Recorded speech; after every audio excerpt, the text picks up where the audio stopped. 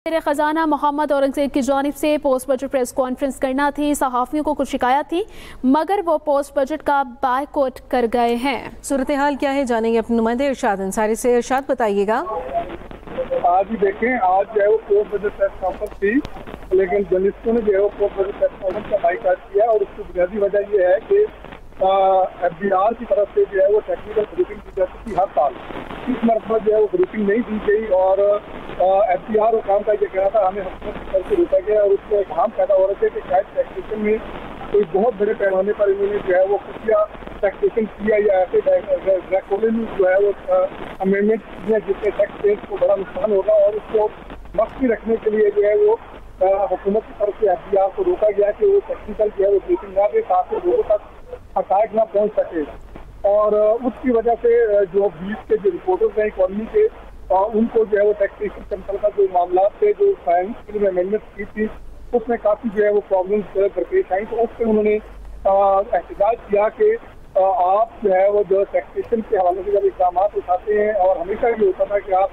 Revenue tax भी देते थे और ये भी देते थे कि जो इक़दाम उठाए गए हैं उससे कितना एडिशनल रेवेन्यू होगा और कितना रिस्क मिलेगा और फिर ये भी बताया जाता था कि किस किस टैक्स में कितनी अमेंडमेंट की है और जो लास्ट में अमेंडमेंट की है उसके टैक्स क्या होंगे, लेकिन इस पर ऐसा नहीं किया गया। और ये मेजर जो है वो बताया था अभी जो है वो टैक्सी खजाना के साथ बातचीत हो रही है और बाकी जो बाकी टीम के लोग हैं वो आए हुए हैं उनसे जर्नलिस्टों से बातचीत हो रही है और वो मनाने की कोशिश कर रहे हैं, लेकिन अभी तक जो है वो जर्नलिस्ट बाइकआउट नहीं है। जी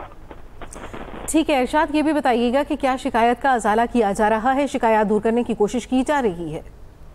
आज भी देखिए वो अभी बातचीत हो रही है, टैक्सी खजाना भी आए हुए हैं, इकॉनमिस्ट हैं और मुआशी टीम के जो दूसरे जो मेम्बरान हैं वो भी इस वक्त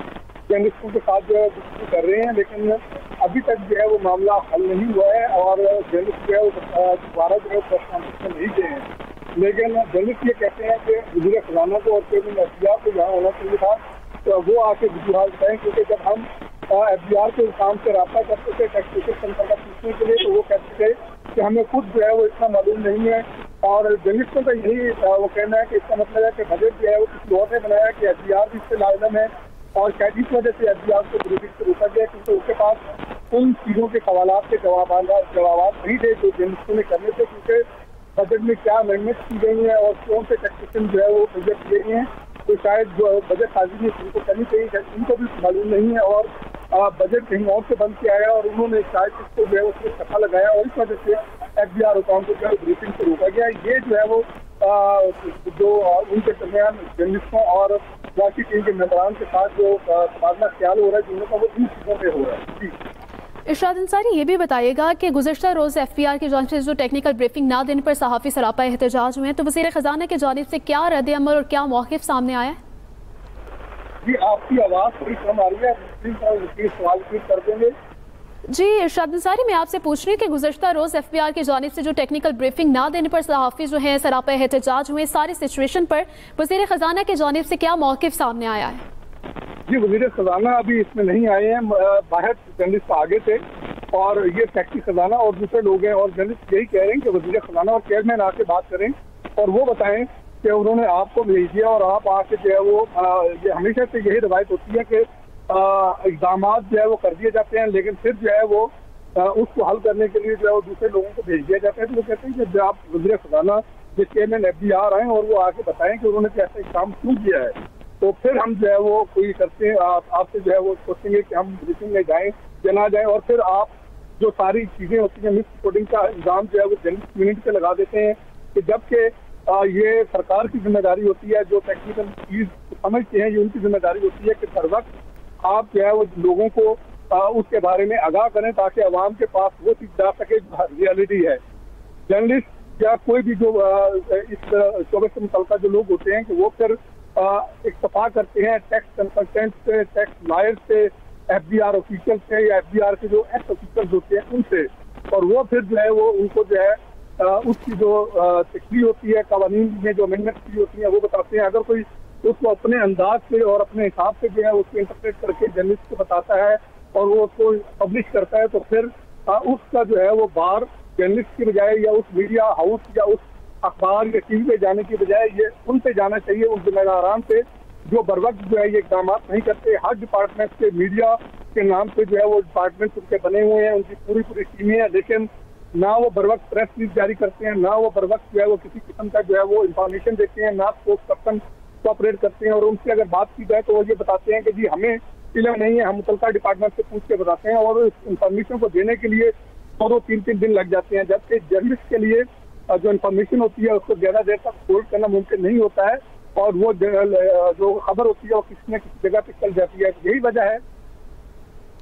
5 मिनट्स, लेकिन उसमें कुछ ऐसे चीज़ें हैं जो मैं यहाँ उजागर करना चाहता हूँ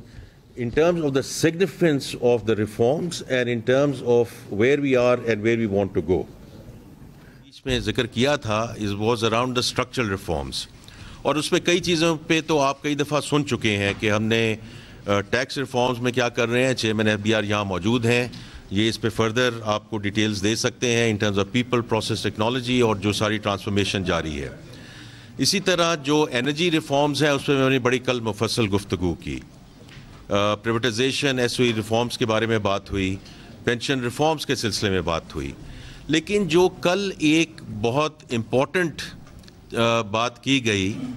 was around the tariff reforms, और मैंने कल उसको ईस्ट एशिया मूवमेंट भी उसको कहा, बिकॉज इट्स वेरी इम्पॉर्टेंट कि हम we all appreciate and understand कि इसकी सिग्निफिकेंस क्या है। देखिए, ये दो चीज़ें हैं इस टैरिफ रिफॉर्म्स के सिलसिले में। पहली बात तो ये है कि जो ओवरऑल प्रोटेक्टेड रजीम है उसको चेंज किया जाए। जब प्रोटेक्शन को और वॉल्स ऑफ प्रोटेक्शन आप नीचे लेकर आते हैं तो उसकी इकॉनमी में एक बेहतर रिसोर्स एलोकेशन होती है, वो चेंज किया जाए। जब प्रोटेक्शन को और वॉल्स ऑफ प्रोटेक्शन आप नीचे लेकर आते हैं तो उसकी इकॉनमी में एक बेहतर रिसोर्स एलोकेशन होती है, उसकी कैपिटल एलोकेशन बेहतर चलती है, उसकी ह्यूमन रिसोर्स एलोकेशन बेहतर चलती है। This is the overall macro economic framework. लेकिन how does this help the export industry, because I think that's very very critical कि ये जो हमने इतने बड़ी टैरिफ रिफॉर्म की बात की है, और मैं फाइनेंस मिनिस्ट्री से हूँ, मेरे साथ चेयरमैन एफबीआर बैठे हैं, तो लोग तो हमारे से ये पूछते हैं कि ये तो आपका रेवेन्यू कम हो जाएगा।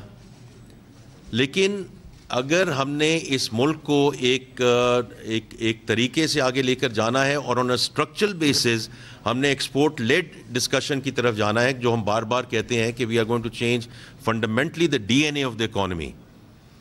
ताकि जब हम ग्रोथ की तरफ जाएं तो we don't get into a dollar situation, we don't get into a balance of payment problem, so that we can continue to grow at a certain pace which is export led. अब उसमें मैं जो कुछ हम इकदाम हमने उठाए हैं और as part of this discussion we are there, तो मैं उसमें थोड़ी सी डिटेल में जाना चाहता हूँ, क्योंकि हमने देखें ओवरऑल 7,000 टैरिफ लाइंस हैं। अब उसमें से आपके लिए समझना बहुत ज़रूरी है कि 4,000 टैरिफ लाइंस में एडिशनल कस्टम ड्यूटी को ज़ीरो कर दिया गया है। उसमें से 2,700 जो टैरिफ लाइंस हैं उनमें कस्टम ड्यूटीज़ को कम किया गया है, और ओवरऑल जो 2,000 टैरिफ लाइंस हैं those are directly linked with those raw materials and intermediate goods, जिसके बेसिस पे एक्सपोर्टर्स को फ़ायदा पहुंचेगा, क्योंकि उनकी कॉस्ट रिडक्शन होगी, जिससे वो कंपेटिटिव होंगे and they will be able to export more inshallah as we go forward। ये अब मैं बात कर रहा हूँ ईयर 1 की, और हम इसको बतदरीज इसको